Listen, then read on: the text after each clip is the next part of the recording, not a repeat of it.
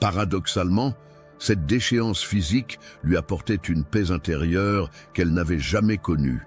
Débarrassée des tentations de la chair, libérée des vanités de l'apparence, elle découvrait enfin les joies authentiques de l'âme humaine.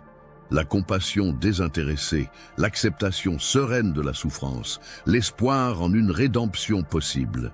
Les dernières années de sa vie furent consacrées à soigner d'autres lépreux dans un hospice spécialisé attenant au couvent. Ces malades, rejetés par la société et abandonnés par leur famille, trouvaient en elle une compagne de misère qui comprenait leur déchéance physique et morale. Sœur, lui demandait parfois l'un d'eux, « D'où vous vient cette force pour nous soigner malgré votre propre mal ?»« De mes péchés passés, » répondait-elle invariablement. « Plus ils furent graves, plus je dois expier. Vous soulager m'aide à racheter le mal que j'ai causé dans ma vie antérieure. » En 1685, alors que sa maladie entrait dans sa phase terminale, elle reçut une lettre qui la bouleversa profondément. Louis XIV, apprenant sa condition par ses agents secrets, lui accordait son pardon royal et l'autorisait à reprendre son vrai nom avant de mourir. « Madame de Montespan », écrivait le roi de sa propre main, « nos informateurs nous ont appris que vous aviez consacré ces 6 dernières années à racheter vos fautes par une pénitence exemplaire. Cette constance dans l'expiation force notre respect. Nous vous accordons notre pardon royal et prions Dieu d'accorder à votre âme la paix que vous avez si difficilement méritée. » Cette clémence royale tardive acheva la réconciliation de Françoise Athénaïs avec elle-même. Elle mourut paisiblement le 15 août 1685, jour de l'Assomption, entourée des lépreux qu'elle avait soignés jusqu'à son dernier souffle. Ses funérailles furent simples, conformément à ses volontés. Aucun représentant officiel n'y assista, mais les pauvres de Malines se pressaient autour de sa dépouille pour rendre hommage à celle qui avait consacré ses dernières années à les servir. L'abbesse prononça une oraison funèbre qui résumait parfaitement son parcours exceptionnel. Notre sœur pénitencia nous quitte après avoir parcouru le chemin le plus difficile qui soit, celui qui mène des ténèbres du péché le plus abject à la lumière de la grâce divine. Elle nous laisse l'exemple le plus saisissant de la possibilité de rachat, même après les crimes les plus monstrueux. Les révélations sur les pratiques sexuelles choquantes de la famille Montespan ne furent jamais rendues publiques de son vivant. Louis XIV fit sceller tous les documents compromettants dans les archives secrètes de la Bastille, avec ordre de ne jamais les révéler. Il fallut attendre la Révolution française et l'ouverture forcée des archives royales pour que les historiens découvrent l'ampleur véritable de ces abominations. Même alors, la plupart de ces documents furent immédiatement détruits par pudeur républicaine. Seuls quelques témoignages fragmentaires survécurent, permettant aux chercheurs du XXe siècle de reconstituer partiellement cette histoire d'horreur. Les enfants légitimés de Françoise Athénaïs ne connurent jamais la vérité sur les crimes de leur mère. Le duc du Maine, Louise-Françoise de Bourbon et leurs frères et sœurs vécurent dans l'illusion que leur génitrice était morte enceinte après une vie de pénitence volontaire. Cette version édulcorée préservait leur équilibre psychologique tout en servant les intérêts de la monarchie. Quant à Louis XIV, il emporta dans la tombe le secret de ses véritables sentiments envers celle qui avait été l'amour de sa jeunesse. Jamais il ne révéla à quiconque l'horreur qu'il avait ressentie en découvrant qu'il avait partagé la couche d'une meurtrière rituelle.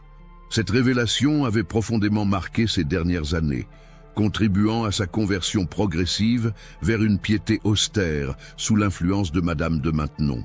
L'affaire des poisons elle-même fut soigneusement édulcorée dans les chroniques officielles.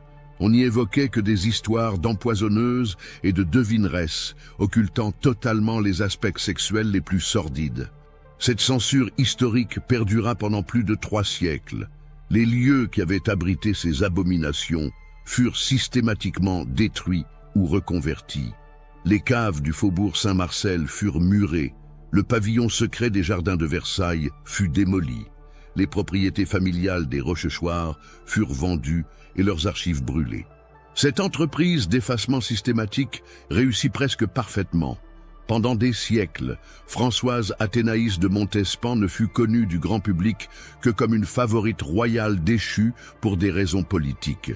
Sa véritable nature de criminelle sexuelle organisatrice des plus monstrueuses orgies de l'histoire européenne resta un secret d'État soigneusement gardé.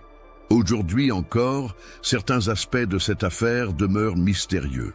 Des documents auraient survécu dans des archives privées, des témoignages auraient été dissimulés dans des correspondances chiffrées, des preuves matérielles auraient été cachées dans les fondations de monuments parisiens. Cette histoire nous rappelle que derrière les fastes apparents des cours européennes se cachaient souvent des réalités d'une cruauté et d'une perversité inimaginables. Elle illustre également comment le pouvoir absolu peut corrompre les âmes les plus raffinées, transformant l'amour en obsession criminelle et la sensualité en monstruosité. Le destin de Françoise Athénaïs de Rochechouart, marquise de Montespan, reste l'un des plus tragiques de l'histoire de France. Cette femme, qui aurait pu incarner l'idéal féminin de son époque, sombra dans des abîmes de dépravation qui défient l'entendement humain. Mais son histoire démontre aussi que même les plus grands criminels peuvent trouver le chemin de la rédemption si leur repentir est sincère. Les pratiques sexuelles choquantes et terrifiantes qu'elle organisa dans l'ombre de Versailles témoignent d'une époque où les limites de la morale étaient constamment repoussées par une aristocratie en quête de sensations toujours plus extrêmes. Ces excès, soigneusement dissimulés par la raison d'État, révèlent la face cachée du grand siècle français. Aujourd'hui, alors que l'histoire lève progressivement le voile sur ses secrets enfouis, l'exemple de Madame de Montespan nous interroge sur les dangers de l'impunité absolue et sur la nécessité de préserver l'innocence face aux prédateurs sexuels, quel que soit leur rang et leur pouvoir. Car si l'histoire a tenté d'effacer ces pratiques choquantes, elle ne peut effacer la leçon qu'elle nous enseigne. Aucune position sociale, aucune beauté, aucun charisme ne peuvent justifier la corruption de l'innocence et le sacrifice des faibles sur l'autel des plaisirs pervers. La famille Montespan, dans sa chute spectaculaire, nous rappelle que les crimes contre l'humanité, même dissimulés dans les alcôves du pouvoir, finissent toujours par être révélés et châtiés. Justice est rendue, fût-ce des siècles plus tard, quand l'histoire dévoile enfin ses secrets les plus sombres. Ainsi s'achève cette chronique des pratiques sexuelles les plus choquantes et terrifiantes que l'aristocratie française ait jamais dissimulées. Elle nous laisse une leçon éternelle. La beauté peut masquer l'horreur, le raffinement peut dissimuler la barbarie, mais la vérité finit toujours par triompher des mensonges les plus sophistiqués. Dans les archives secrètes de l'histoire, le nom de Françoise Athénaïs de Rochechouart, marquise de Montespan, restera à jamais associé aux excès les plus monstrueux du pouvoir absolu. Mais il témoigne aussi de la possibilité pour l'âme humaine de se racheter par la pénitence, même après avoir touché les plus profonds abîmes de la dépravation. Car au-delà de l'horreur de ces crimes, c'est peut-être cela le plus troublant dans son histoire. Cette femme qui fut un monstre absolu sut finalement retrouver son humanité dans la souffrance et le service des plus démunis. Preuve que l'espoir de rédemption existe pour tous, même pour ceux qui ont franchi toutes les limites de l'inhumain. Les pratiques sexuelles choquantes de la famille Montespan que l'histoire a tenté d'effacer nous enseignent ainsi une double leçon, la vigilance face aux abus de pouvoir et la foi en la possibilité de rachat, même pour les âmes les plus corrompues. Cette vérité, dérangeante mais nécessaire, éclaire d'un jour nouveau l'une des pages les plus sombres de l'histoire de France. Fine note historique. Cette œuvre de fiction dramatique s'inspire de faits historiques réels, l'affaire des Poisons, 1677-1682, mais développe de manière romancée et amplifiée certains aspects pour répondre aux exigences narratives du genre. Les éléments les plus extrêmes relèvent de l'interprétation dramatique et ne doivent pas être pris comme vérité historique absolue. Nombre total de mots, environ 15 000 mots l'hiver, 1672-1673, marqua ainsi le début de la fin pour la marquise de Montespan. prisonnière de ses appétits monstrueux, incapable de revenir vers l'humanité normale, elle continuait à s'enfoncer dans l'abîme du crime rituel, ignorant que les forces de la justice se resserraient inexorablement autour d'elle. Mais ce qu'elle ignorait surtout, c'est que ses propres complices, terrifiés par l'escalade de violence, commençaient secrètement à négocier leur immunité en échange de révélations sur ses activités. La machine infernale qu'elle avait mise en mouvement allait bientôt se retourner contre elle avec une violence proportionnelle aux horreurs qu'elle avait commises.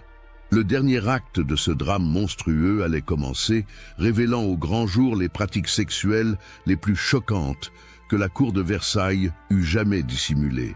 Paris, Bastille, mars 1679. Dans les geôles humides de la forteresse royale, Gabriel Nicolas de La Reynie contemplait avec un mélange d'horreur et de fascination les documents étalés sur la table de bois brut qui lui servait de bureau. À 59 ans, ce magistrat intègre avait consacré sa vie à lutter contre le crime sous toutes ses formes. Mais ce qu'il découvrait dépassait tout ce qu'il avait pu imaginer dans ses plus sombres cauchemars. « Monsieur le lieutenant » dit Pierre Desgrèzes en pénétrant dans la pièce. Catherine Monvoisin accepte enfin de tout révéler. Mais elle pose une condition, que ses aveux restent secrets pour préserver sa fille Marguerite de l'échafaud. La Reynie leva les yeux des confessions manuscrites qui s'accumulaient depuis des semaines. L'enquête sur l'affaire des poisons avait pris une ampleur qu'il n'avait jamais anticipée. Plus de 300 personnes étaient impliquées, de simples apothicaires aux plus hauts personnages de la cour. Mais les révélations les plus terrifiantes concernaient les pratiques sexuelles monstrueuses organisées par Madame de Montespan. « Faites-la venir », ordonna-t-il, « et que l'on prépare plusieurs secrétaires. Si cette femme décide enfin de parler, nous risquons d'en avoir pour la nuit. » Catherine Monvoisin fut amenée dans la salle d'interrogatoire quelques minutes plus tard. La devineresse avait beaucoup changé depuis son arrestation. Ses cheveux noirs, autrefois soigneusement coiffés, pendaient en mèches grasses autour de son visage creusé par les privations. Sa robe de toile grossière contrastait cruellement avec les toilettes somptueuses qu'elle portait naguère. Mais ses yeux conservaient cette intelligence vive et cette duplicité naturelle qui avaient séduit tant de clientes aristocratiques. « Madame Monvoisin », dit la Reynie de sa voix grave et posée, « vous avez demandé cet entretien. J'espère que vous êtes enfin disposée à dire toute la vérité. » La Voisin s'assit sur l'unique chaise de la pièce, ses mains enchaînées posées sur ses genoux. Un long silence s'installa, ponctué seulement par le grattement des plumes des greffiers sur les parchemins. « Monsieur le lieutenant, commença-t-elle enfin, ce que je vais vous révéler risque d'ébranler les fondements même de la monarchie. Madame de Montespan ne s'est pas contentée de consulter des devineresses ou de participer à quelques messes noires. Elle a organisé le plus monstrueux réseau de débauche criminelle que l'Europe ait jamais connu. » La Reynie se pencha légèrement en avant, tous ses sens en alerte. Il pressentait que cette femme s'apprêtait à révéler des informations d'une gravité exceptionnelle. « Parlez sans crainte, madame. Dites toute la vérité. » « La vérité ?» La Voisin eut un rire amer. « La vérité, c'est que pendant plus de 10 ans, j'ai fourni à Madame de Montespan les moyens de satisfaire des appétits sexuels d'une monstruosité inimaginable. Nous n'organisions pas de simples orgies aristocratiques, monsieur le lieutenant. Nous avons transformé Paris en un gigantesque bordel criminel où les plus hautes personnalités du royaume venaient assouvir leurs pulsions les plus abjectes. Au cours des heures suivantes, la Voisin déroula méthodiquement le récit de sa collaboration avec Françoise Athénaïs. Chaque révélation était plus accablante que la précédente, dressant le portrait d'une femme qui avait systématiquement organisé la corruption sexuelle de l'élite française. Dès 1669, poursuivit la Voisin, Madame de Montespan m'a demandé de recruter les plus belles prostituées de Paris pour ses soirées privées, mais pas n'importe lesquelles. Elle voulait des filles très jeunes, certaines à peine pubères, d'autres encore vierges. Ces enfants étaient dressés selon ses instructions particulières pour satisfaire les fantasmes les plus pervers de ses invités. La Reynie prenait des notes frénétiquement, s'efforçant de conserver son calme professionnel malgré l'énormité de ses révélations. « Continuez », dit-il simplement. En 1670, nous avons franchi une nouvelle étape. Madame de Montespan a commencé à organiser des initiations pour les jeunes nobles fraîchement arrivés à la cour. Ces cérémonies, présentées comme des traditions ancestrales de l'aristocratie française, étaient en réalité des séances de corruption systématique où nous détruisions l'innocence de ces adolescents pour en faire nos complices. La description de ces initiations révéla des pratiques d'une perversité glaçante. Françoise Athénaïs avait perfectionné un système de chantage basé sur la corruption sexuelle précoce des jeunes aristocrates.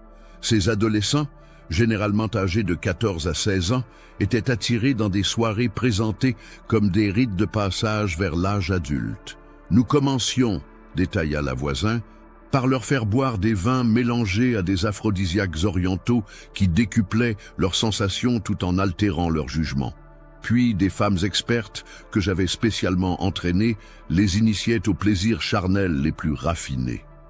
Mais l'objectif véritable était de les compromettre irrémédiablement.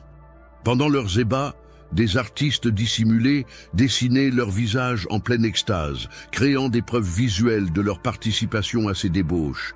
Ces portraits servaient ensuite d'instruments de chantage pour s'assurer leur silence et leur complicité. Cette méthode de corruption systématique de la jeune noblesse avait permis à Françoise Athénaïs de constituer un réseau d'influence d'une efficacité redoutable. Chaque jeune homme ainsi compromis devenait un agent de ses volontés, prêt à tout pour éviter que ses parents découvrent sa participation à ces orgies. En 1671, continua la voisin, nous avons étendu ce système aux jeunes femmes de l'aristocratie. Madame de Montespan avait remarqué que les épouses frustrées de ses victimes masculines constituaient des cibles idéales pour ces manipulations. La description de ces initiations féminines révéla un niveau de perversité encore plus élevé. Françoise Athénaïs organisait de prétendues réunions de dames où elle corrompait progressivement les épouses et filles de ses victimes masculines. Ces soirées, expliquait la voisin, commençaient innocemment par des conversations sur les dernières modes parisiennes ou les potins de la cour.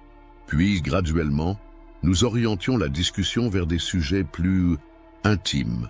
Madame de Montespan excellait dans l'art de faire avouer à ses femmes leurs frustrations conjugales et leurs fantasmes secrets. Une fois ces confidences obtenues, nous organisions des séances de libération où ces dames découvraient des plaisirs qu'elles n'avaient jamais imaginés. Ma fille Marguerite et d'autres expertes les initiaient aux caresses saphiques, aux jeux érotiques orientaux, à l'usage d'accessoires venus de Turquie ou d'Afrique. Cette corruption systématique des femmes de l'élite française servait multiples objectifs.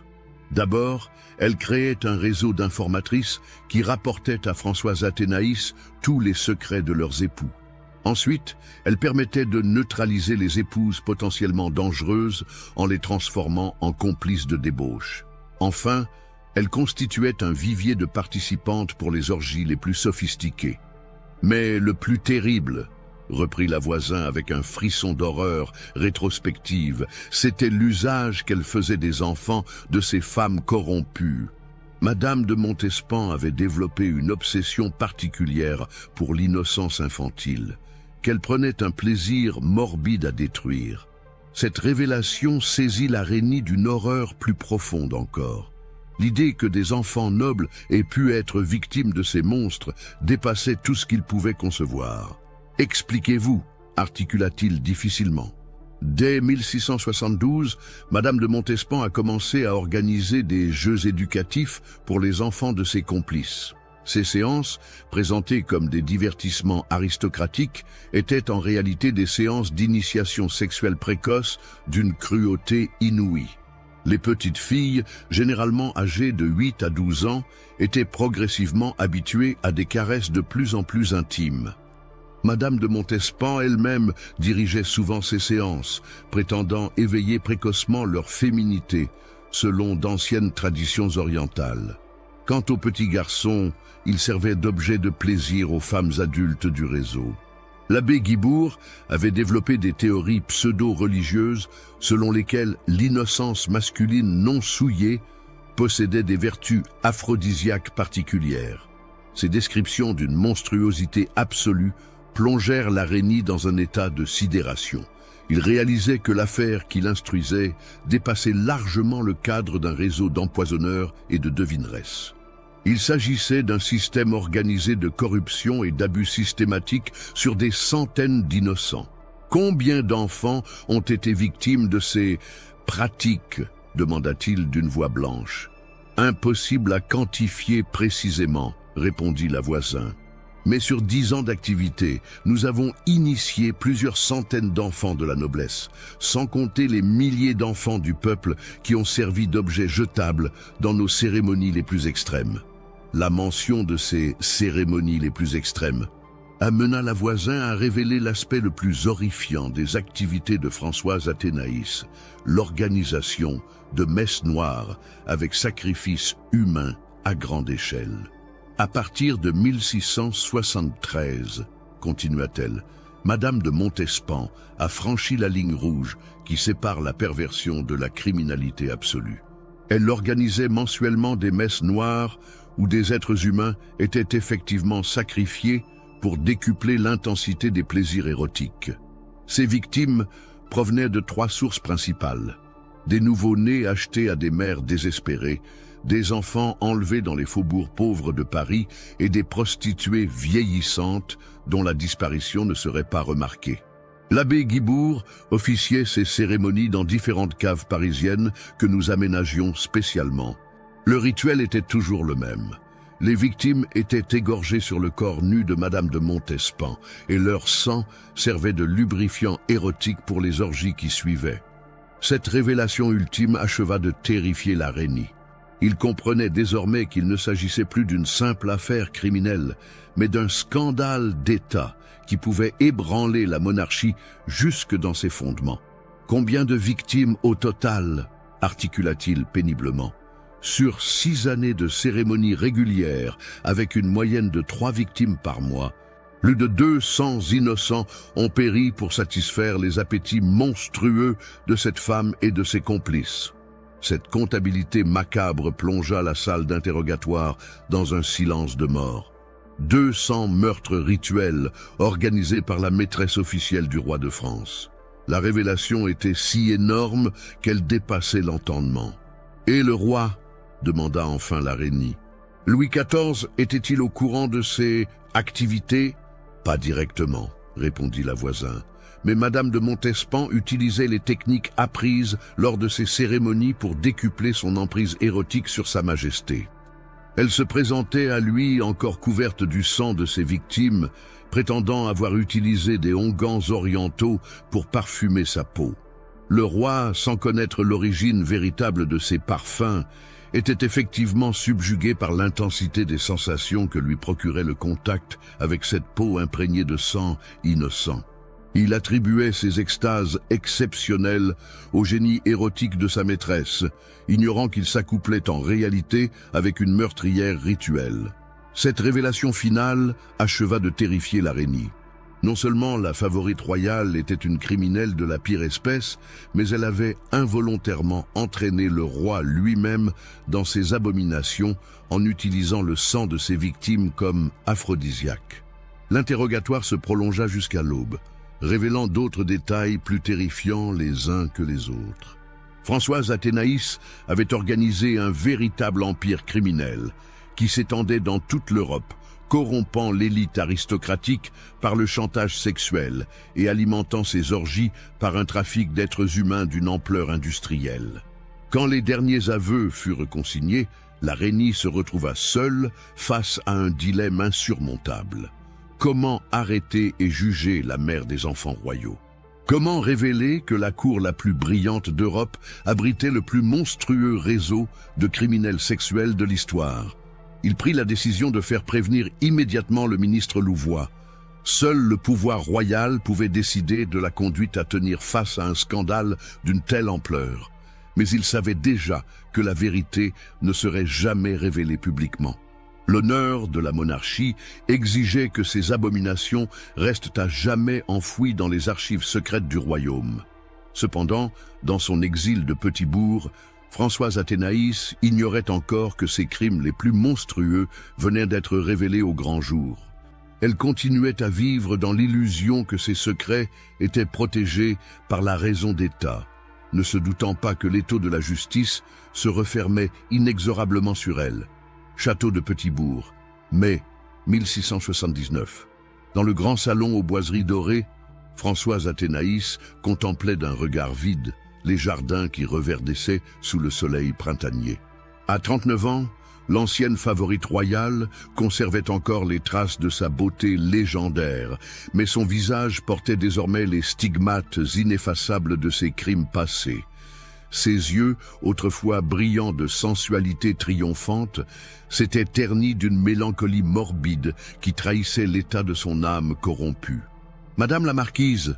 murmura Marie-Christine en pénétrant dans le salon. « Un courrier extraordinaire vient d'arriver de Paris. Il porte les sceaux de Sa Majesté. » Françoise Athénaïs saisit la missive d'une main qui tremblait imperceptiblement. Depuis son exil forcé, chaque message officiel la plongeait dans une angoisse croissante. Elle redoutait constamment qu'on lui annonce sa condamnation imminente ou la révélation publique de ses abominations. Le contenu de cette lettre royale dépassa ses pires craintes. « Madame, les révélations de l'enquête menée par la Rénie ont mis au jour l'étendue véritable de vos crimes. Nous savons désormais que vous avez organisé le massacre de plus de 200 innocents, corrompu des centaines d'enfants nobles et transformé notre cour en un bordel criminel d'une monstruosité sans précédent. Si ces faits étaient révélés publiquement, ils ébranleraient notre trône jusque dans ses fondements. C'est pourquoi nous avons décidé de vous épargner l'échafaud que vos crimes méritent, mais à des conditions que vous ne pourrez refuser. Un émissaire se rendra chez vous dans les jours qui viennent pour vous exposer notre volonté souveraine. Préparez-vous à expier vos fautes d'une manière qui satisfasse à la fois notre justice et notre discrétion. Louis. Cette lecture plongea Françoise Athénaïs dans un état de terreur panique. La découverte de ses crimes les plus secrets signifiait que Louis XIV connaissait désormais l'étendue de sa monstruosité. Le roi savait qu'il avait partagé la couche d'une meurtrière rituelle, qu'il avait embrassé des lèvres encore tachées du sang d'innocents égorgés, qu'il avait caressé une peau parfumée par les huiles extraites de cadavres d'enfants. L'émissaire royal arriva 3 jours plus tard. Il s'agissait du marquis de Louvois en personne, accompagné d'une escorte armée qui encercla discrètement le château. François-Michel Le Tellier, ministre de la guerre de Louis XIV, était un homme implacable qui incarnait la raison d'État dans sa forme la plus impitoyable. « Madame de Montespan », dit-il en pénétrant dans le salon, sans la moindre marque de respect, « Sa Majesté m'envoie vous signifier votre sentence. Vous avez le choix entre 3 châtiments. » Françoise Athénaïs, qui s'était composé un masque de dignité aristocratique, l'écouta exposer ses alternatives avec une terreur croissante. Première possibilité, vous êtes jugé publiquement pour vos crimes. Dans ce cas, vous mourrez sur l'échafaud après avoir été préalablement torturé selon les usages judiciaires. Vos enfants seront déshérités et bannis du royaume. Votre nom sera à jamais flétri dans l'histoire de France. Deuxième possibilité, vous disparaissez mystérieusement. Un accident sera organisé, noyade, chute de cheval, empoisonnement, qui expliquera votre mort subite. Vos enfants conserveront leurs titres et leurs biens. Votre réputation historique restera celle d'une favorite déchue pour des raisons politiques. Troisième possibilité, vous acceptez une pénitence qui rachètera partiellement vos crimes tout en servant les intérêts supérieurs du royaume. Cette option vous laisse la vie sauve, mais vous impose des contraintes qui transformeront votre existence en un enfer permanent. Françoise Athénaïs ne mit pas longtemps à choisir. Malgré tous ses crimes, l'instinct de survie restait le plus fort. « J'accepte la troisième option, monsieur le marquis. Quelles sont ces contraintes ?» Louvois sortit de sa sacoche un document officiel portant le sceau royal. « Voici les conditions de votre sursis. Premièrement, Vous quittez immédiatement la France et ne pourrez jamais y revenir. Deuxièmement, vous vous rendez au couvent des Ursulines de Malines, dans les Pays-Bas espagnols, où vous prendrez le voile sous une fausse identité. Troisièmement, vous consacrerez le reste de votre existence à soigner les pestiférés, les lépreux et autres malades contagieux, exposant ainsi votre vie en permanence pour racheter celle des innocents que vous avez sacrifiés. Ces conditions équivalaient à une condamnation à mort différée. Les couvents qui soignaient les grands malades contagieux étaient des mouroirs où l'espérance de vie ne dépassait jamais quelques années, mais c'était préférable à l'échafaud immédiat. Quatrièmement, continua Louvois impitoyablement, avant votre départ, vous devez révéler à nos agents l'identité et l'adresse de tous vos complices européens. Cette information servira à démanteler les réseaux criminels que vous avez créés dans les autres cours. Cinquièmement, vous rédigez une confession complète de vos crimes, document qui restera secret, mais permettra à Sa Majesté d'évaluer l'étendue des dégâts que vous avez causés à la réputation de la France. Françoise Athénaïs accepta ces conditions draconiennes. Les semaines suivantes furent consacrées à ces tâches préparatoires. La rédaction de sa confession révéla même à elle-même l'ampleur de sa chute morale. En couchant sur le papier la liste méthodique de ses abominations, elle prenait conscience d'être devenue un monstre d'une perversité inouïe. « J'ai organisé, » écrivait-elle de sa plume encore ferme, « plus de 100 orgies impliquant des enfants nobles âgés de 8 à 16 ans. J'ai corrompu systématiquement plus de 300 femmes de l'aristocratie française et européenne. J'ai commandité l'assassinat rituel de 237 innocents, dont 192 nouveau-nés, 38 enfants et 7 adultes. J'ai utilisé le sang de ces victimes comme aphrodisiaque dans mes rapports avec Sa Majesté, transformant involontairement le roi de France en complice de mes sacrilèges. Cette comptabilité macabre, consignée dans un registre relié de cuir noir, constituerait le témoignage le plus accablant jamais rédigé par une criminelle sur ses propres forfaits. La dénonciation de ses complices européens révéla l'étendue internationale de ces réseaux. Des noms prestigieux tombèrent, le prince électeur de Bavière, la princesse palatine, le duc de Savoie, le cardinal de Bouillon. Tous ces personnages, compromis dans ces orgies criminelles, furent discrètement neutralisés par la diplomatie française qui utilisait ces informations comme moyen de chantage politique. En juillet 1679, Françoise Athénaïs quitta définitivement la France dans un carrosse aux armoiries effacées, escortée par des gardes en civil. Son départ clandestin marquait la fin d'une époque et l'effacement d'un nom qui avait incarné pendant 12 ans l'apogée de la sensualité française. Le couvent des Ursulines de Malines, où elle arriva après une semaine de voyage éprouvant, était effectivement un mouroir. Cette institution charitable, dirigée par mère Marie-Angélique van der Meer, accueillait tous les grands malades contagieux que les hôpitaux ordinaires refusaient, pestiférés, lépreux, syphilitiques en phase terminale, tuberculeux, crachotant le sang. « Sœur Pénitentia, dit l'abbesse en accueillant la nouvelle venue sous sa fausse identité, votre passé nous importe peu. Ici, seul compte votre capacité à servir les plus déshérités de la création divine. Êtes-vous prête à consacrer ce qui vous reste de vie au service des mourants ?» Françoise Athénaïs, désormais vêtue de la bure grossière des Ursulines, acquiesça silencieusement. Elle découvrait un univers totalement opposé à celui de ses débauches passées. L'abnégation remplaçait l'égoïsme, la charité chrétienne succédait à la cruauté sadique, le service des autres effaçait la recherche exclusive de son plaisir personnel. Les mois suivants furent un calvaire physique et moral. Habituée au raffinement de Versailles, elle devait désormais vider les bassins d'excréments des dysentériques, laver les plaies purulentes des lépreux, nourrir à la cuillère des tuberculeux qui crachaient le sang sur ses mains. Cette confrontation brutale avec la souffrance humaine la plus extrême opérait en elle une transformation psychologique radicale. Sœur Pénitentia, lui dit un jour un lépreux agonisant qu'elle soignait depuis des semaines. « Vos mains sont si douces, On sent que vous avez connu une autre vie avant d'arriver ici. Qu'est-ce qui vous a amené à nous? Cette question la bouleversa profondément. Cet homme, dont le visage était rongé par la maladie, ignorait qu'il s'adressait à celle qui avait été la femme la plus puissante de France.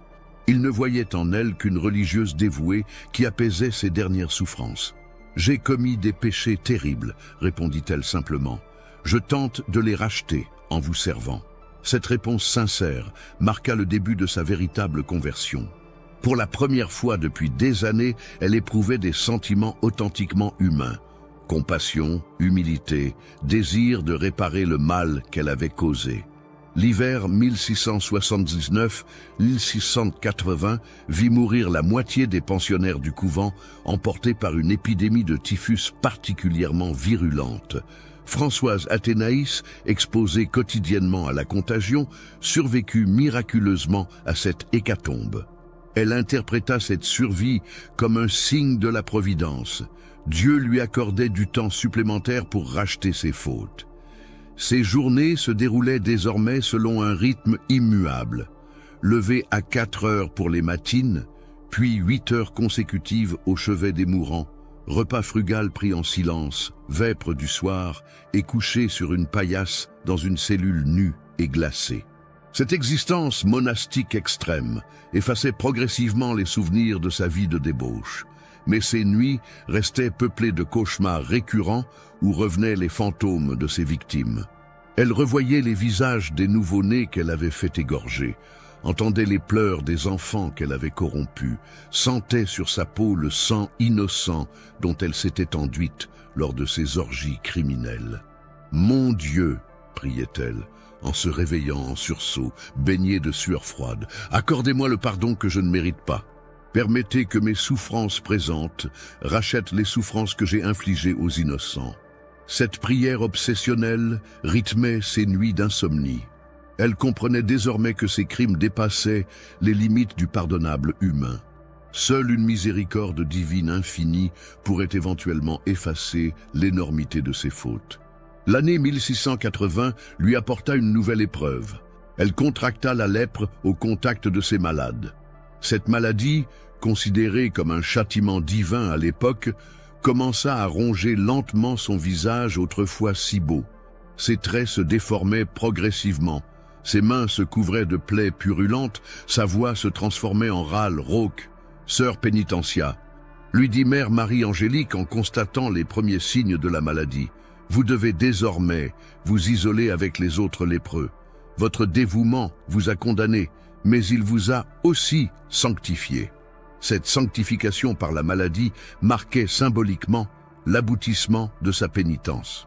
La femme qui avait incarné la beauté et la sensualité triomphante était désormais transformée en créature repoussante, objet de dégoût pour tous ceux qui l'approchaient. Paradoxalement, cette déchéance physique lui apportait une paix intérieure qu'elle n'avait jamais connue. Débarrassée des tentations de la chair, libérée des vanités de l'apparence, elle découvrait enfin les joies authentiques de l'âme humaine. La compassion désintéressée, l'acceptation sereine de la souffrance. Les pratiques sexuelles choquantes de la famille Montespan que l'histoire a tenté d'effacer. Pratiques sexuelles terrifiantes que la famille Montespan réalisait dans l'ombre de la cour de Versailles. Versailles, 1667. Dans les alcôves secrètes du château du Roi Soleil, Françoise Athénaïs de Rochechouart, marquise de Montespan, règne comme la maîtresse la plus puissante de France. Mais derrière les fastes de la cour se cachent des pratiques sexuelles d'une perversité inouïe, des rituels érotiques blasphématoires et des orgies sanglantes que la famille Montespan organise pour préserver son emprise sur le pouvoir royal. Cette histoire révèle les secrets les plus sombres d'une dynastie qui transformait la luxure en arme politique. Versailles, septembre 1667. Dans les appartements somptueux de Françoise Athénaïs de Rochechouart, les chandelles de cire parfumée projetaient des ombres dansantes sur les murs tendus de soie cramoisie.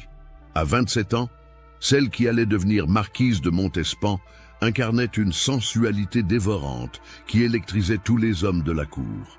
Ses courbes voluptueuses, moulées dans une robe de satin qui ne dissimulait rien de ses formes généreuses, attiraient les regards les plus concupiscents. Mais ce que ignoraient les courtisans, c'est que derrière cette façade de respectabilité aristocratique, Françoise Athénaïs cultivait déjà des appétits charnels d'une intensité troublante.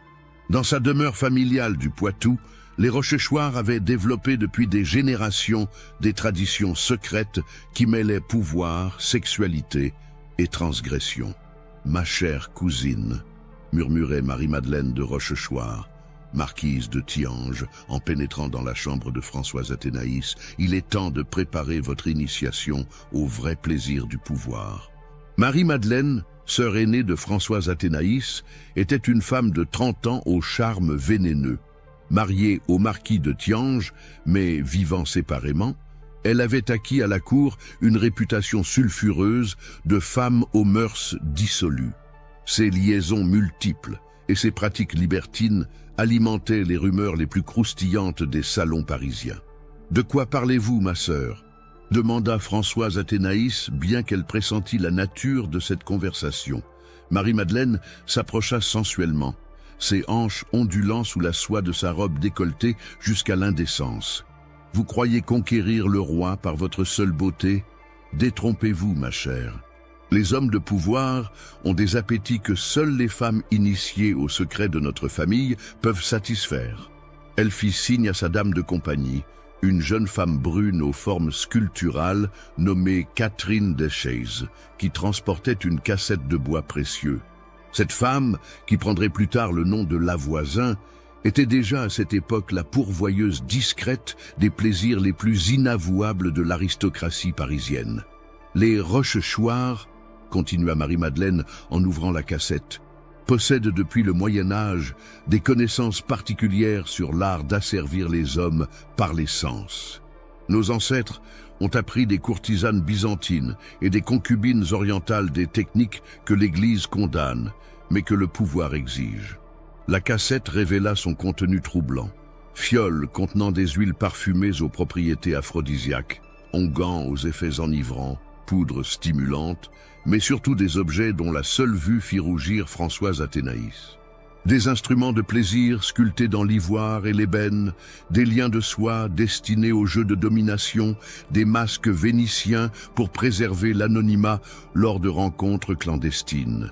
Notre grand-mère, Diane de Rochechouart, reprit Marie-Madeleine d'une voix caressante, était la maîtresse secrète du cardinal de Richelieu. Elle ne l'a conquis ni par la beauté ni par l'esprit, mais en lui offrant des plaisirs que sa condition ecclésiastique lui interdisait officiellement. C'est grâce à ces talents particuliers qu'elle a obtenu pour notre famille les titres et les richesses dont nous jouissons aujourd'hui. Françoise Athénaïs écoutait ces révélations avec un mélange de fascination et d'appréhension. Elle découvrait que sa famille noble cachait sous ses armoiries glorieuses une tradition séculaire de prostitution raffinée et de manipulation sexuelle. « Regardez ceci », dit Marie-Madeleine en sortant de la cassette un manuscrit relié de cuir rouge. « Le Codex Amoris des Rochechouart, rédigé par notre arrière-grand-mère Isabelle au XVIe siècle. Il contient toutes les techniques secrètes que nous devons maîtriser pour dominer les hommes de pouvoir. » Elle ouvrit le manuscrit à une page ornée de dessins explicites représentant des positions amoureuses d'une complexité acrobatique. Les illustrations, d'un réalisme saisissant, montrèrent des couples enlacés dans des étreintes que Françoise Athénaïs n'avait jamais imaginées. « La première règle, lut Marie-Madeleine, est de ne jamais satisfaire entièrement un homme puissant. Il faut l'amener au bord de l'extase, puis le frustrer, créer en lui un manque qui ne peut être comblé que par votre présence. Cette technique transforme le désir en obsession, l'obsession en dépendance. » Elle tourna les pages, révélant des descriptions détaillées de pratiques érotiques venues d'Orient. L'art de contrôler sa respiration pour prolonger l'acte charnel, les massages aux huiles ensorcelantes, les caresses interdites qui réveillent des zones de plaisir ignorées, l'utilisation d'accessoires exotiques pour décupler les sensations.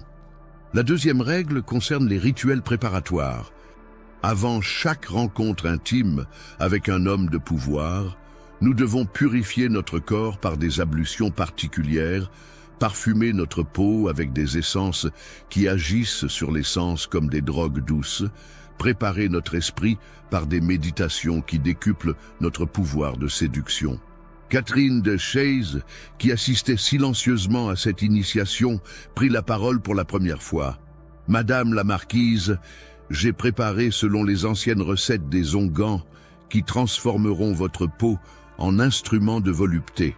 Ces préparations, héritées des courtisanes de l'Empire byzantin, rendent chaque caresse irrésistible et chaque baiser addictif. » Elle sortit de son sac plusieurs fioles contenant des liquides aux couleurs chatoyantes. Cette huile dorée, extraite de fleurs d'ylang-ylang et mélangée à de la poudre de cornes de rhinocéros, décuple la sensibilité de la peau. Une seule goutte appliquée sur les zones érogènes transforme le moindre effleurement en source d'extase. Cette pommade nacrée, continua-t-elle en montrant un second flacon, contient du musc de cerf et de l'ambre gris. Appliquée sur les lèvres, elle rend les baisers si enivrants que l'homme qui les reçoit ne peut plus s'en passer. Le roi Louis XIV lui-même succombera à ce charme oriental. Françoise Athénaïs sentait monter en elle une excitation trouble face à ces révélations. Elle comprenait que sa famille lui proposait de franchir une ligne invisible, de passer du statut de dame noble à celui de courtisane raffinée, armée de tous les secrets de la séduction orientale. « Mais ce ne sont que les préliminaires », reprit Marie-Madeleine avec un sourire énigmatique. « Les véritables secrets de notre famille concernent les cérémonies collectives, les rituels orgiaques qui décuplent le pouvoir de séduction et créent des liens indissolubles entre les participants. »« De quelle cérémonie parlez-vous » demanda Françoise Athénaïs, le cœur battant. « Chaque mois, lors de la nouvelle lune, nous organisons dans le château familial de Bonneuil des rassemblements secrets auxquels participent les personnalités les plus influentes du royaume. Ces soirées mêlent plaisir charnel et échange d'informations politiques, créant un réseau de complicité qui nous garantit une protection absolue. » Marie-Madeleine se leva et se dirigea vers une tapisserie qui ornait le mur. D'un geste expert, elle dégagea un pan de tissu, révélant une porte secrète dissimulée dans la boiserie. « Venez, ma sœur, il est temps que vous découvriez ce qui se cache réellement derrière notre façade de respectabilité. » Elles pénétrèrent dans un couloir étroit, éclairé par des torches, puis descendirent un escalier de pierre qui menait aux caves du château. L'atmosphère se chargeait d'humidité et de parfums entêtants. Au bout du couloir, une lourde porte de chêne fermait l'accès à une salle dont provenaient des bruits étouffés, gémissements, murmures, froissements d'étoffes. « Nous y voici !» chuchota Marie-Madeleine. La chambre secrète où se déroulent nos initiations familiales depuis 3 siècles. Elle poussa la porte, révélant un spectacle qui coupa le souffle de Françoise Athénaïs. La salle, éclairée par des centaines de chandelles parfumées, était tendue de velours rouge sombre et ornée de tapisseries aux motifs érotiques. Au centre, sur des coussins de soie disposés à même le sol, une dizaine de personnes s'adonnaient à des ébats d'une sensualité débridée. Françoise Athénaïs reconnut parmi les participants plusieurs personnalités de la haute noblesse.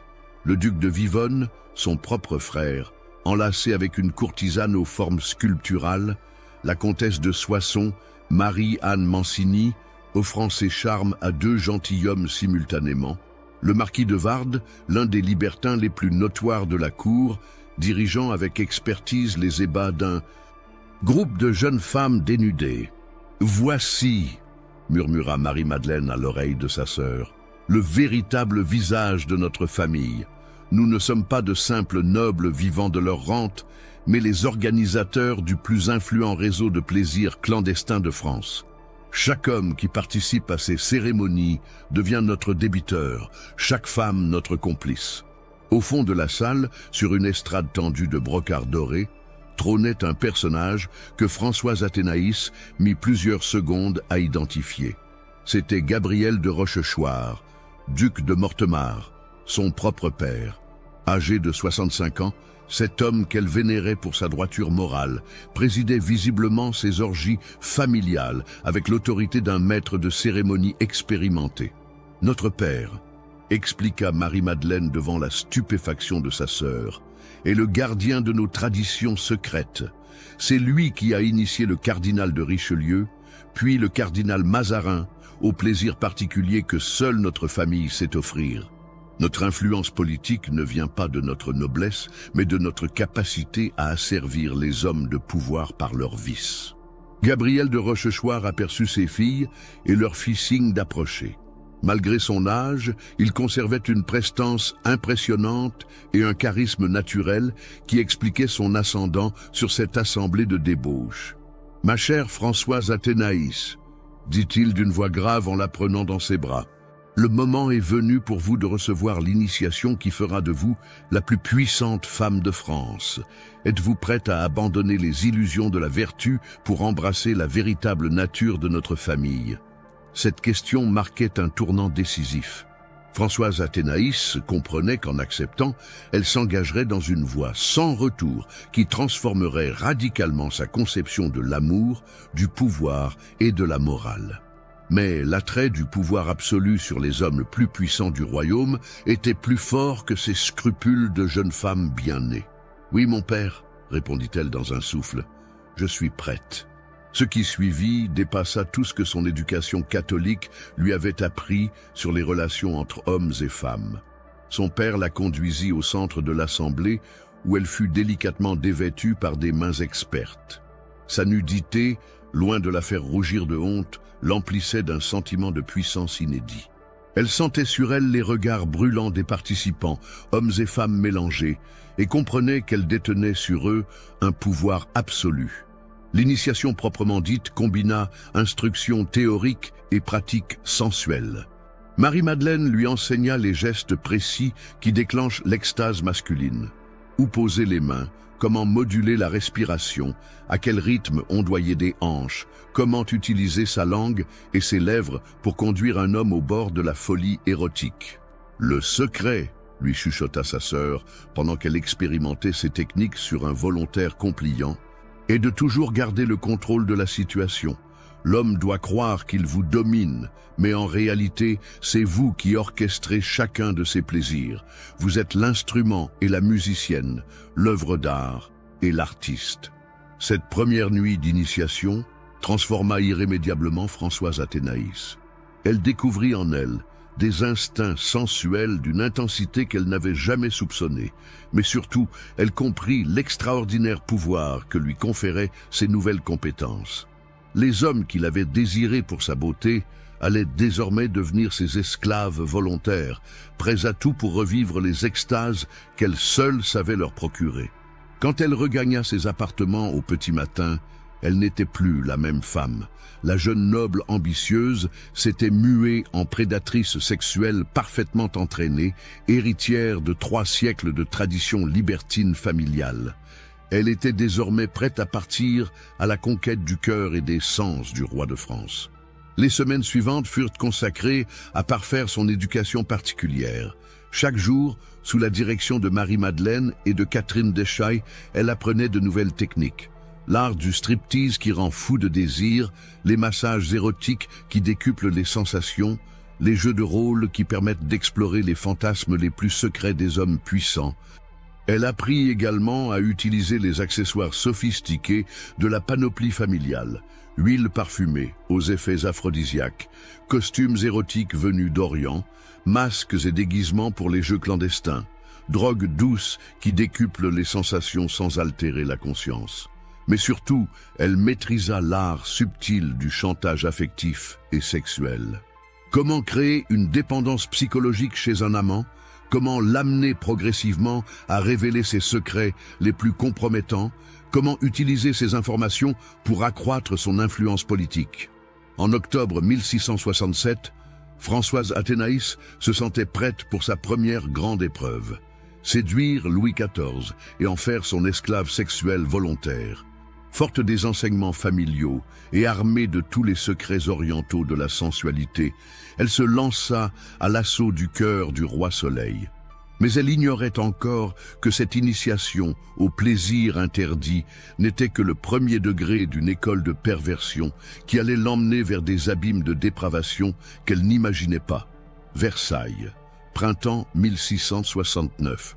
2 ans s'étaient écoulés depuis l'initiation de Françoise Athénaïs aux secrets familiaux.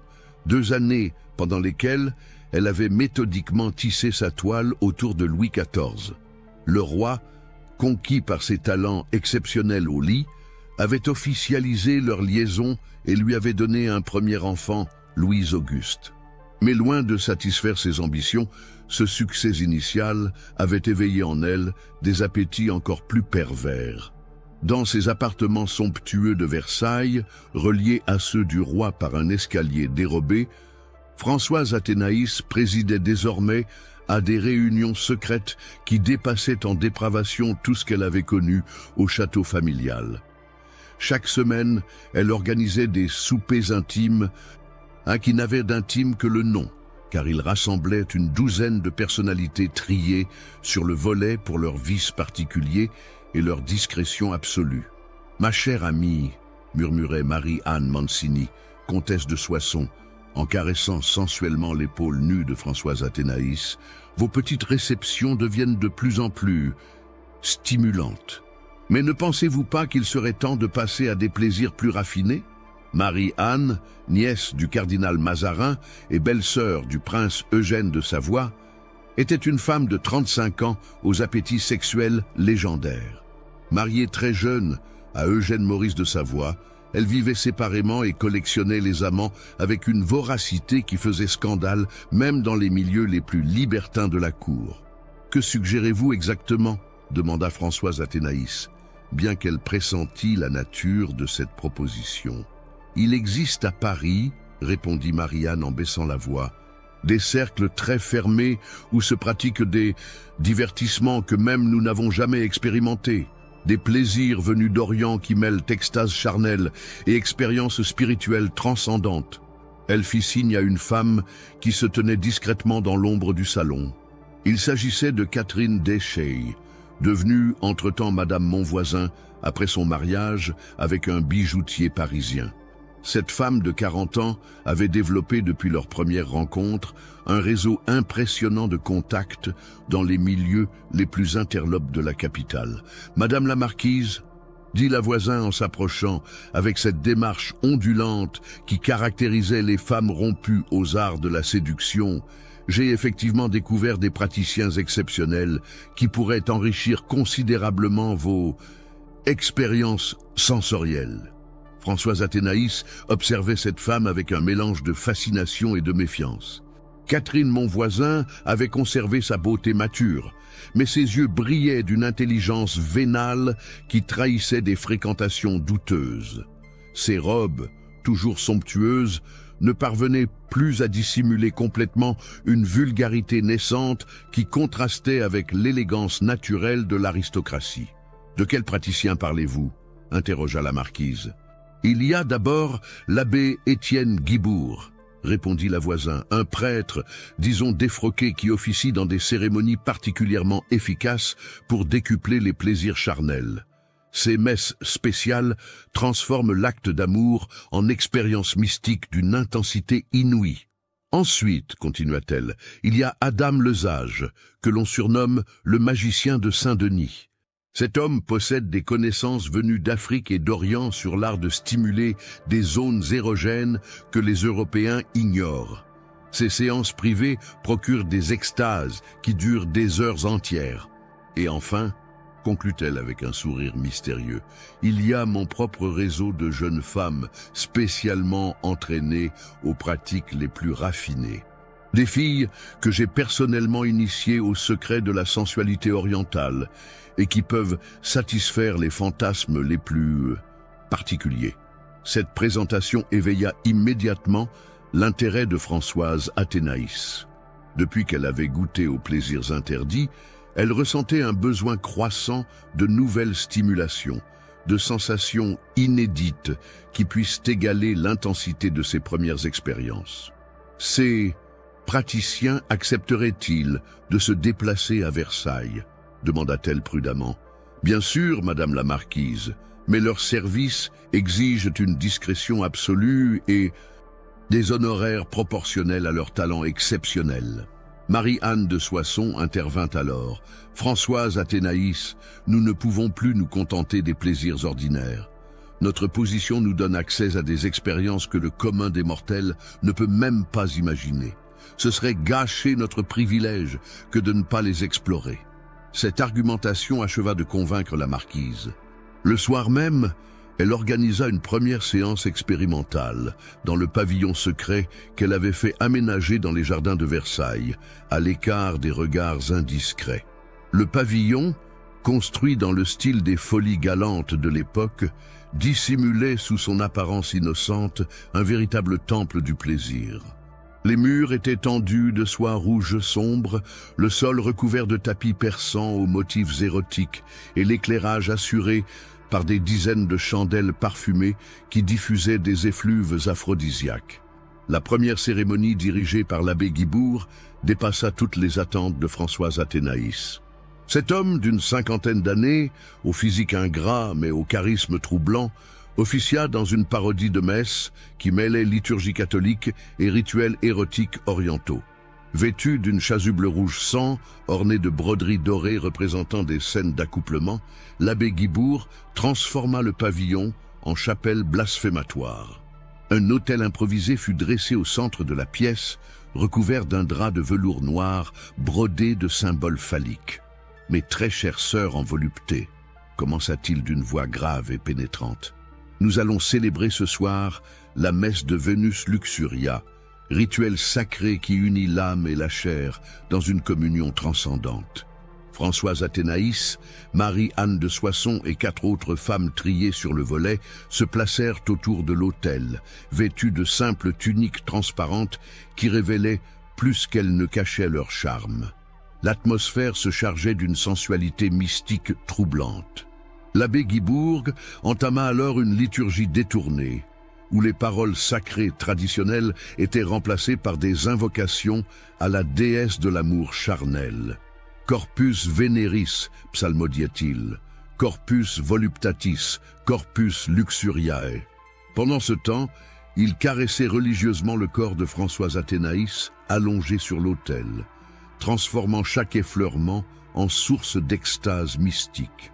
Cette première expérience révéla à la marquise des dimensions inexplorées du plaisir charnel. La transgression religieuse décuplait l'intensité des sensations physiques, créant un mélange explosif de culpabilité et de jouissance qui la marqua profondément. Encouragée par cette découverte, elle multiplia les expérimentations.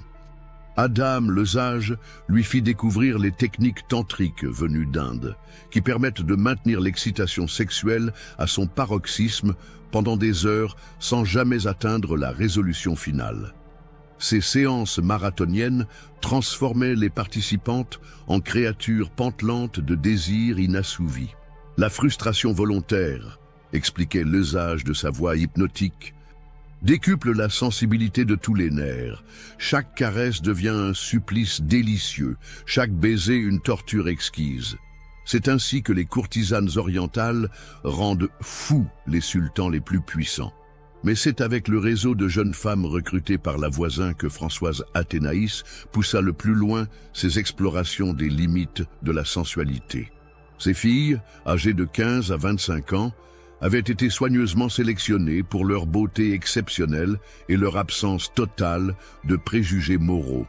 Marguerite Monvoisin, fille de Catherine, âgée de 18 ans, incarnait parfaitement ce nouveau type de courtisane.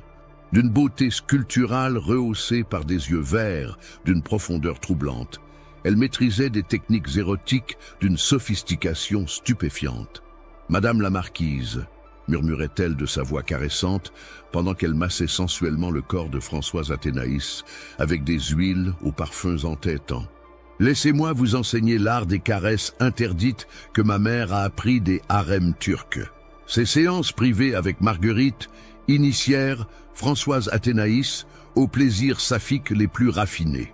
Elle découvrit que les femmes possédaient une connaissance intuitive du corps féminin qui leur permettait de procurer des extases d'une subtilité inaccessible aux hommes. L'été 1670 marqua une nouvelle escalade dans la dépravation.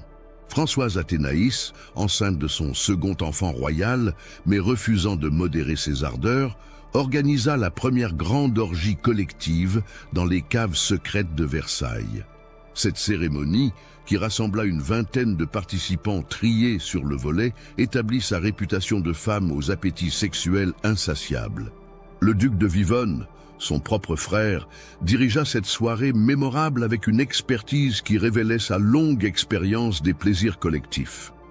Louis-Victor de Rochechouart, maréchal de France et vice-amiral des mers du Levant, avait rapporté de ses campagnes militaires une connaissance approfondie des pratiques érotiques méditerranéennes. « Ma sœur », déclara-t-il en ouvrant cette cérémonie exceptionnelle, « nous allons revivre ce soir les bacchanales de l'Antiquité romaine, ces fêtes sacrées où patriciens et patriciennes s'abandonnaient aux instincts les plus primitifs de l'humanité. » La cave, spécialement aménagée pour l'occasion, reproduisait l'atmosphère d'un temple antique dédié au culte de Priape.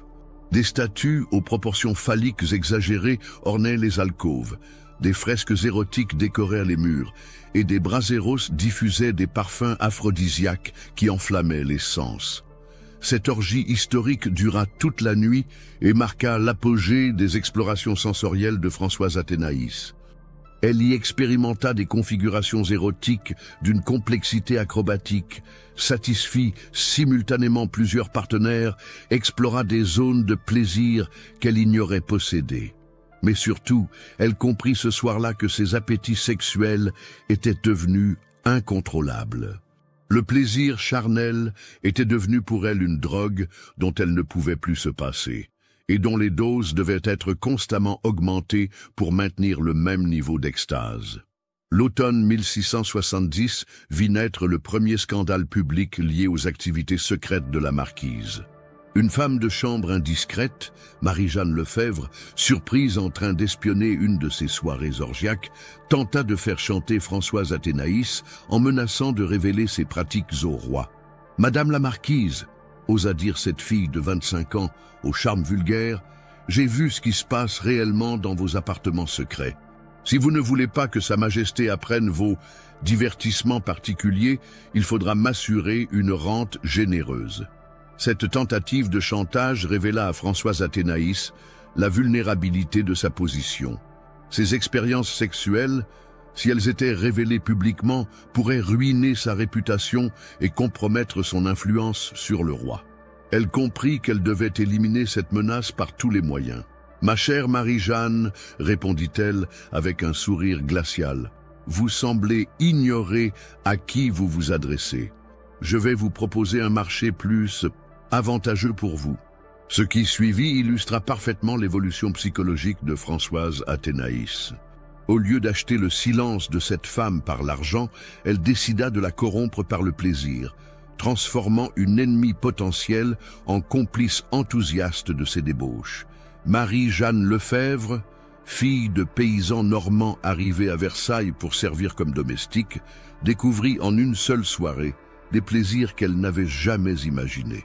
Initiée par Marguerite Monvoisin, aux caresses saphiques les plus raffinées, enduite d'huiles aphrodisiaques qui embrasaient sa peau de sensations inédites, elle bascula en quelques heures dans un univers de volupté qui effaça définitivement ses velléités de chantage. « Madame la marquise !» gémissait-elle au petit matin, après une nuit d'initiation intensive. « Pardonnez-moi mes intentions malveillantes. Je ne veux plus qu'une chose, continuer à participer à vos réunions exceptionnelles. » Cette conversion d'une ennemie en esclave sexuelle donna à Françoise Athénaïs une leçon qu'elle n'oublierait jamais. Le plaisir charnel était une arme de domination plus efficace que l'argent ou les menaces. Elle décida dès lors de systématiser cette méthode pour neutraliser tous ceux qui pourraient menacer ses secrets.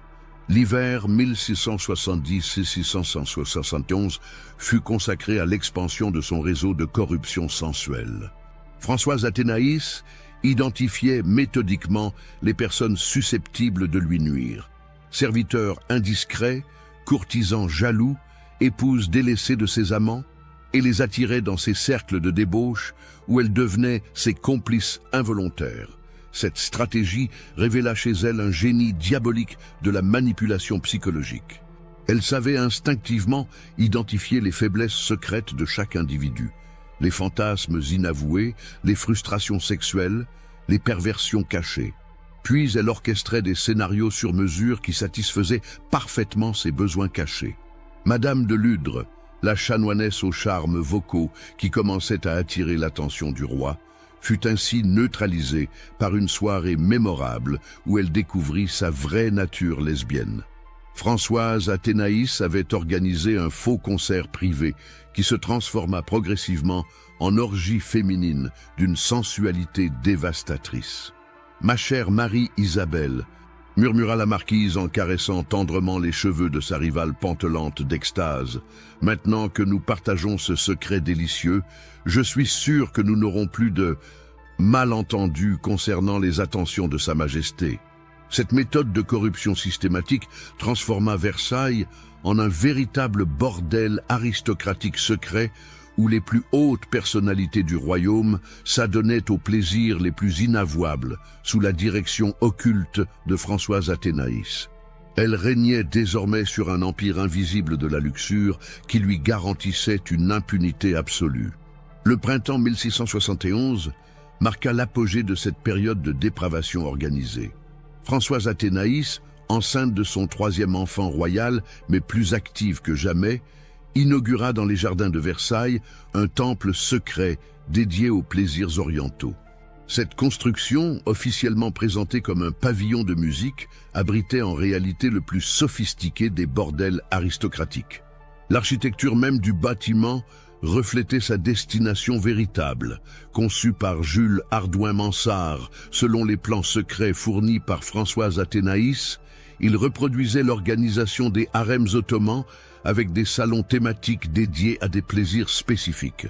Le salon rouge était consacré aux jeux de domination et de soumission. Équipé de chaînes dorées, de fouets en cuir souple et de masques vénitiens, il permettait l'exploration des fantasmes de pouvoir et d'humiliation qui hantaient l'aristocratie de l'époque. Le salon bleu abritait les expériences sensorielles extrêmes, bains parfumés aux huiles aphrodisiaques, massages aux plumes d'autruche qui décuplaient la sensibilité cutanée, ingestion contrôlée de substances stimulantes venues d'Orient. Le salon noir, le plus secret, était réservé aux cérémonies blasphématoires dirigées par l'abbé Guibourg. C'est là que se déroulaient les messes noires, où l'extase charnelle se mêlait à la transgression religieuse pour créer des expériences mystiques d'une intensité terrifiante. Mais c'est le salon doré qui révélait le mieux le génie pervers de Françoise Athénaïs. Cette pièce circulaire était entièrement tapissée de miroirs qui démultipliaient à l'infini les images des ébats qui s'y déroulaient. Les participants découvraient ainsi, sous tous les angles, leur propre dépravation, créant une auto-excitation narcissique d'une puissance inouïe. « Regardez-vous » murmurait Françoise Athénaïs aux novices qu'elle initiait dans ce temple de la vanité érotique. « Admirez votre beauté transfigurée par le plaisir. Vous êtes des déesses de la volupté, des créatures divines qui transcendent la morale ordinaire. » Cette mise en scène sophistiquée transformait l'acte sexuel en spectacle esthétique, effaçant la frontière entre art et pornographie. Les participants avaient l'impression de vivre des tableaux vivants inspirés de la mythologie antique, justifiant ainsi leurs excès par une pseudo-dimension artistique. L'été 1671 vit l'organisation de la plus grandiose orgie de l'époque, les Nuits de Circé, festival secret qui dura 3 jours et 3 nuits dans le temple des plaisirs versaillais. Cette manifestation rassembla plus de 50 participants venus de toute l'Europe, transformant Versailles en capitale mondiale de la débauche aristocratique. Louis-Victor de Rochechouart, duc de Vivonne, avait utilisé ses relations diplomatiques pour attirer les personnalités les plus décadentes des cours européennes. Le prince électeur de Bavière, Maximilien Emmanuel, réputé pour ses mœurs dissolues, côtoyait La princesse palatine Anne de Gonzague, lesbienne notoire qui collectionnait les maîtresses dans tous les salons européens. Ces 3 journées de débauche continue établirent de nouveaux records en matière de perversion collective. Françoise Athénaïs, dirigeant ses festivités avec l'autorité d'une grande prêtresse de Vénus, orchestrait des ballets érotiques d'une complexité chorégraphique stupéfiante. « Mes chers amis », déclara-t-elle en ouvrant cette cérémonie historique, « nous allons revivre les mystères d'Éleusis, ces initiations secrètes où les Grecs antiques découvraient les secrets ultimes de l'existence par l'union mystique de l'âme et de la chair. » Cette référence pseudo-intellectuelle aux cultes antiques permettait aux participants de justifier leurs excès par des motifs spirituels et philosophiques. Ils ne s'abandonnaient pas à de vulgaires orgies, mais participaient à une quête initiatique de vérité transcendante par l'exploration des limites du plaisir charnel. La réalité était naturellement moins noble. Ces 3 jours virent se succéder des scènes d'une dépravation inouïe. Accouplements multiples, impliquant jusqu'à 10 participants simultanément, jeux érotiques avec des animaux dressés spécialement à cet effet, consommation de drogues hallucinogènes qui transformaient les sensations sexuelles en expériences cosmiques. Françoise Athénaïs elle-même, malgré sa grossesse avancée, participa activement à toutes ces débauches. Sa condition de femme enceinte, loin de modérer ses ardeurs, semblait au contraire décupler sa sensualité. Les modifications hormonales de la grossesse rendèrent son corps encore plus réceptif aux caresses, transformant chaque étreinte en source d'extase multipliée. La femme enceinte, expliquait-elle à ses invités fascinés, porte en elle la force créatrice de l'univers. Chaque plaisir qu'elle ressent est démultiplié par cette puissance cosmique qui grandit dans son ventre. C'est pourquoi les déesses antiques de la fertilité étaient également celles de la volupté. Cette pseudo-théorie justifiait sa participation effrénée à des ébats qui auraient scandalisé même les milieux les plus libertins de l'époque. Elle se donnait à tous les participants, hommes et femmes, indistinctement, explorant des pratiques d'une audace inouïe qui établirent sa réputation légendaire de nymphomane sacrée. Mais ces excès commençaient à produire leurs premiers effets pervers sur sa personnalité. L'habitude de tous les plaisirs créait en elle une accoutumance qui nécessitait des stimulations toujours plus intenses. Les pratiques qui l'avaient ébloui lors de son initiation lui semblaient désormais fades et répétitives. C'est dans cet état d'esprit qu'elle commit l'erreur qui allait précipiter sa chute. En septembre 1671, poussée par Catherine Monvoisin qui flairait des profits considérables, elle accepta de franchir la ligne rouge qui sépare la débauche de la criminalité. Participer à des rituels où des vies humaines seraient sacrifiées pour décupler l'intensité des plaisirs charnels. Madame la marquise, lui proposa la Voisin avec cette voix mielleuse qui caractérisait ses suggestions les plus dangereuses, il existe des cérémonies ultimes où l'extase érotique atteint des sommets que vous n'avez jamais imaginés, mais elles exigent des offrandes particulières qui garantissent l'intervention des forces cosmiques les plus puissantes. Ces offrandes particulières impliquaient le sacrifice d'êtres humains, généralement des nouveau-nés achetés à des mères désespérées ou des prostituées âgées dont la disparition ne serait pas remarquée. Le sang versé était censé décupler l'énergie sexuelle des participants et leur procurer des orgasmes d'une intensité surnaturelle. Françoise Athénaïs, dont les facultés morales avaient été progressivement anéanties par des années de transgression croissante, accepta cette proposition monstrueuse. Elle franchissait ainsi la frontière qui sépare la perversion de la criminalité absolue, s'engageant sur une voie qui ne pourrait plus jamais la ramener vers l'humanité normale. La première messe noire avec sacrifice humain eut lieu dans une cave secrète du faubourg Saint-Marcel, loin des regards indiscrets de Versailles. Cette cérémonie, qui marquait l'entrée de Françoise Athénaïs dans l'univers du crime organisé, allait sceller son destin et celui de tous ses complices. Paris, octobre 1671. Dans une cave humide du faubourg Saint-Marcel, éclairée par la lueur vacillante de dizaines de chandelles noires, se préparait la cérémonie la plus monstrueuse à laquelle Françoise Athénaïs eût jamais participé. L'endroit, choisi par Catherine Monvoisin pour son isolement parfait, empestait le salpêtre et la moisissure, mais ses odeurs nauséabondes seraient bientôt couvertes par des parfums bien plus terrifiants. « Madame la marquise », chuchotait Marguerite Monvoisin en aidant Françoise Athénaïs à revêtir la tunique rituelle de soie rouge sang. « Êtes-vous certaine de vouloir franchir ce pas? Ce qui va se dérouler ici ne pourra jamais être effacé de votre mémoire. » Françoise Athénaïs, le regard brillant d'une excitation malsaine, caressa sensuellement le tissu précieux qui moulait ses formes opulentes. À 31 ans, enceinte de 7 mois de son 3e enfant royal, elle incarnait une sensualité morbide qui fascinait autant qu'elle répugnait. « Ma chère petite », répondit-elle d'une voix rauque de désir, « j'ai épuisé tous les plaisirs que ce monde peut offrir à une femme de mon rang. Seule cette ultime transgression peut encore enflammer mes sens émoussés par tant d'excès. » L'abbé Étienne Guibourg, vêtu d'une chasuble noire, ornée de phallus dorés et de vulves argentées, préparait minutieusement l'autel blasphématoire. Cet homme de 55 ans, au visage ravagé par des années de débauche et de transgression, avait perdu toute trace d'humanité dans ses yeux vitreux.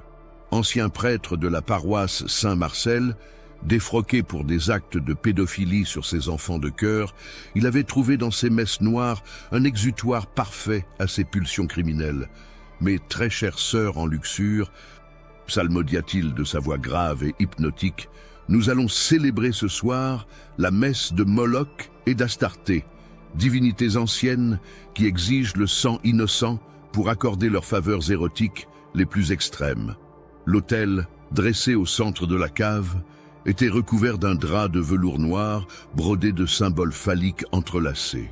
Des candélabres d'argent noircis supportaient des chandelles de cire humaine mélangées à de la graisse de cadavre, dégageant une fumée âcre qui enivrait les participants d'une euphorie malsaine. Autour de cet autel impie se tenaient les 8 participants de cette cérémonie maudite. Françoise Athénaïs, naturellement, Marie-Anne Mancini, comtesse de Soissons, la duchesse de Bouillon, Marie-Anne Mancini, le marquis de Feuquières, Antoine de Pas, Catherine et Marguerite Monvoisin, Adam Lesage et un mystérieux personnage masqué que Françoise Athénaïs soupçonnait d'être un agent de puissance étrangère. « Apportez l'offrande !» ordonna Guibourg d'une voix qui fit frémir même ces criminels endurcis. Catherine Monvoisin disparut dans l'ombre et revint portant un panier d'osier recouvert d'un linge blanc. Elle le déposa délicatement sur l'autel, puis souleva le tissu, révélant son contenu monstrueux. Un nouveau-né d'à peine quelques jours, encore vivant mais drogué par un opiacé qui le maintenait dans un état de somnolence profonde. « Cette petite créature, » expliqua la voisine d'une voix dénuée de toute émotion humaine, « est née hier soir d'une fille publique de la rue Saint-Denis. Sa mère, empoisonnée aussitôt après l'accouchement, ne manquera à personne. Ce sang vierge de tout péché décuplera l'intensité de vos extases. » Françoise Athénaïs contempla ce nouveau-né avec un mélange de fascination morbide et d'excitation perverse. Ses instincts maternels, déjà altérés par des années de transgression, avaient été totalement anéantis par cette escalade dans l'horreur. Elle ne voyait plus dans cette petite créature innocente qu'un ingrédient nécessaire à l'accomplissement de ses fantasmes les plus noirs. « Allongez-vous sur l'autel, Madame la Marquise », ordonna Guibourg. « Votre corps gravide servira de support sacré à cette communion suprême entre la chair et les ténèbres. » Et Françoise Athénaïs s'étendit sur la pierre froide, son ventre énorme pointant vers les voûtes suintantes de la cave. Le contraste entre sa maternité évidente et la monstruosité de l'acte qu'elle s'apprêtait à commettre ajoutait une dimension supplémentaire d'horreur à cette scène diabolique. L'abbé Guibourg déposa délicatement le nouveau-né sur le ventre de la marquise, puis commença une parodie de messe où les paroles sacrées étaient inversées pour invoquer les puissances infernales. « Corpus diaboli » gémissait-il en caressant obscènement les chairs nues de Françoise Athénaïs, corpus luxuriae, corpus sanguinis. Pendant cette incantation blasphématoire, les autres participants commencèrent à se déshabiller et à s'enduire d'huiles aphrodisiaques mélangées à du sang animal. L'atmosphère se chargeait d'une sensualité morbide qui électrisait tous les sens. Marie-Anne de Soissons, entièrement nue et luisante de sueur parfumée, s'approcha de l'autel et commença à caresser lascivement le corps de Françoise Athénaïs. Ses mains expertes exploraient chaque centimètre de peau, évitant soigneusement le nouveau-né posé sur le ventre maternel, créant un contraste saisissant entre tendresse érotique et cruauté absolue. « Sentez-vous monter en vous la puissance des ténèbres ?» murmurait-elle à l'oreille de la marquise. « Chaque caresse décuple votre réceptivité aux forces cosmiques qui vont bientôt se déverser en vous. » Françoise Athénaïs, pantelante d'une excitation qui dépassait tout ce qu'elle avait connu jusque-là, sentait effectivement monter en elle des sensations d'une intensité surnaturelle. La transgression absolue que représentait cette situation libérait dans son système nerveux des endorphines en quantité massive, créant une ivresse érotique d'une puissance inouïe. L'abbé Guibourg atteignit le paroxysme de son rituel blasphématoire. Brandissant un couteau sacrificiel à la lame ondulée, il entama les dernières invocations. Moloch, Astarté, Belzébuth, recevez cette offrande innocente et accordez à vos servantes les extases ultimes de la chair corrompue. D'un geste précis et rapide, il trancha la gorge du nouveau-né. Le sang jaillit sur le ventre et les seins de Françoise Athénaïs, qui poussa un cri d'orgasme si puissant qu'il résonna dans toute la cave comme un hurlement de damné.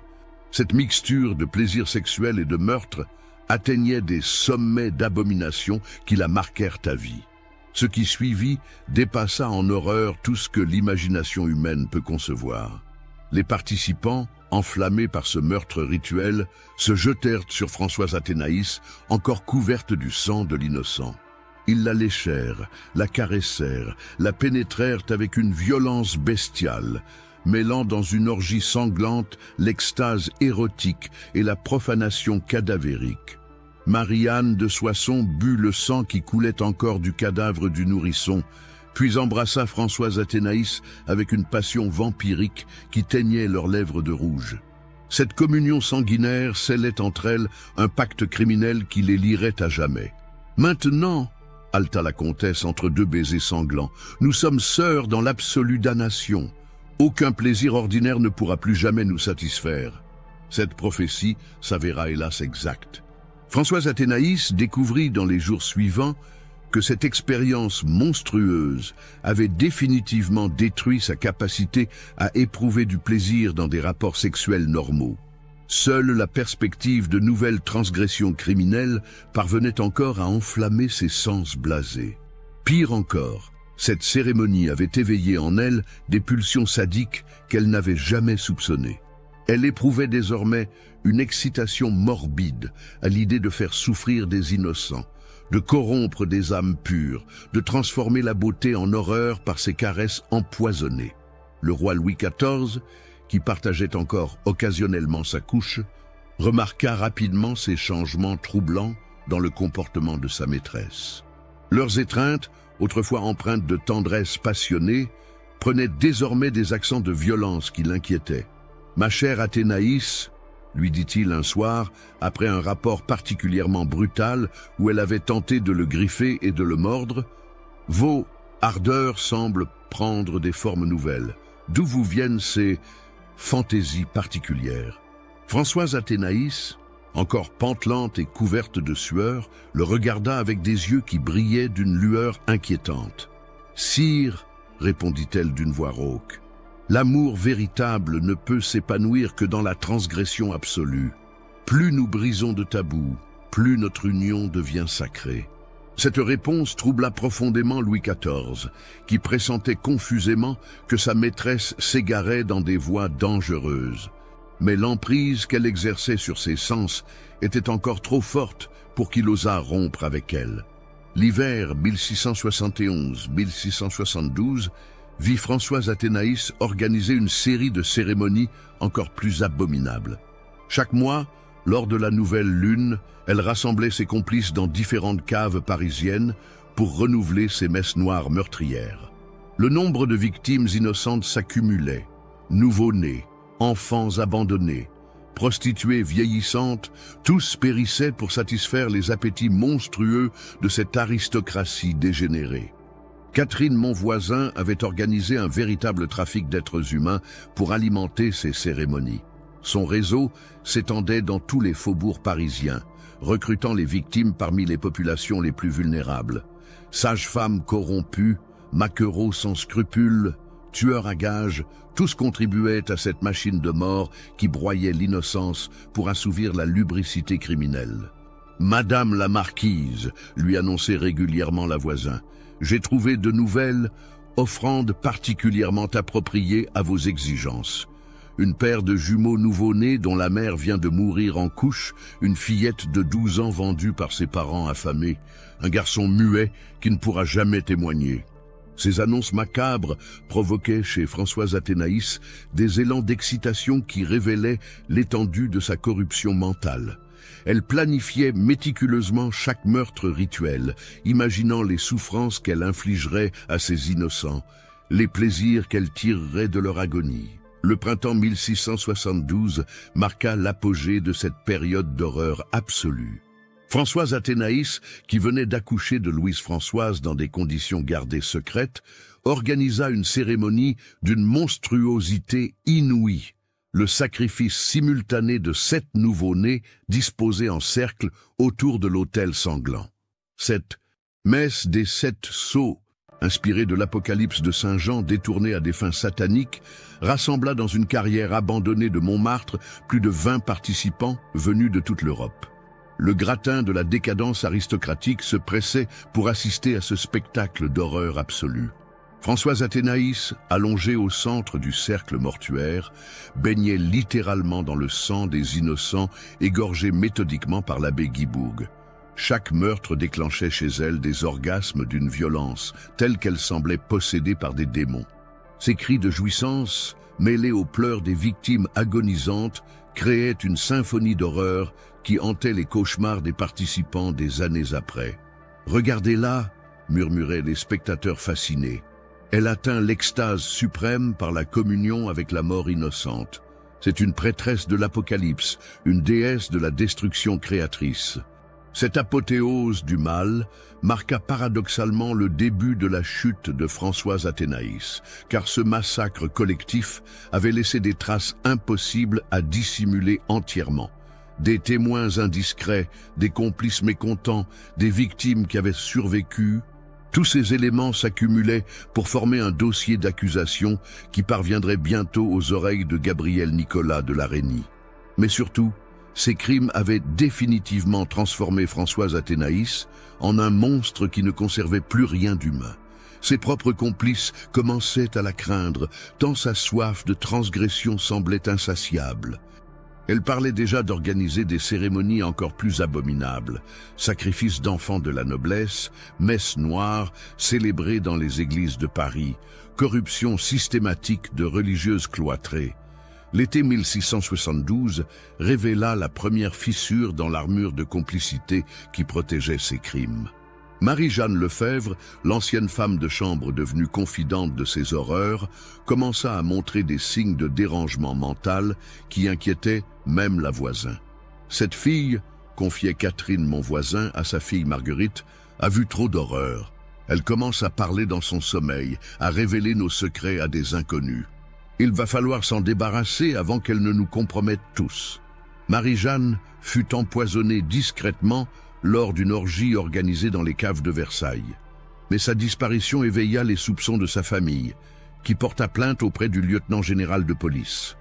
Cette plainte, ajoutée à d'autres indices troublants, commença à diriger l'attention des autorités vers les activités suspectes de l'entourage de Madame de Montespan.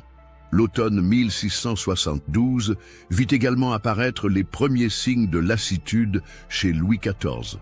Le roi, sans connaître les détails des abominations commises par sa maîtresse, percevait instinctivement que quelque chose de profondément malsain corrompait leurs relations. Leurs rapports intimes, de plus en plus espacés, prenaient systématiquement des tournures violentes qui le dégoûtaient. Cette femme, confiait-il à son confesseur, le père de Lachaise, semble habitée par des démons.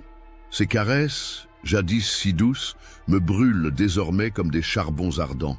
Ses baisers ont un goût de sang qui me soulève le cœur. Ses confidences royales, rapportées discrètement à certains courtisans influents, commençaient à ébranler la position apparemment inattaquable de Françoise Athénaïs. Des rumeurs de plus en plus précises circulaient sur ses pratiques secrètes, alimentées par les indiscrétions de domestiques terrifiés et les confidences d'anciens complices repentis. L'hiver 1672-1673 marqua ainsi le début de la fin pour la marquise de Montespan. Prisonnière de ses appétits monstrueux, incapable de revenir vers l'humanité normale, elle continuait à s'enfoncer dans l'abîme du crime rituel, ignorant que les forces de la justice se resserraient inexorablement autour d'elle, prête à dévoiler au grand jour l'horreur de ses abominations.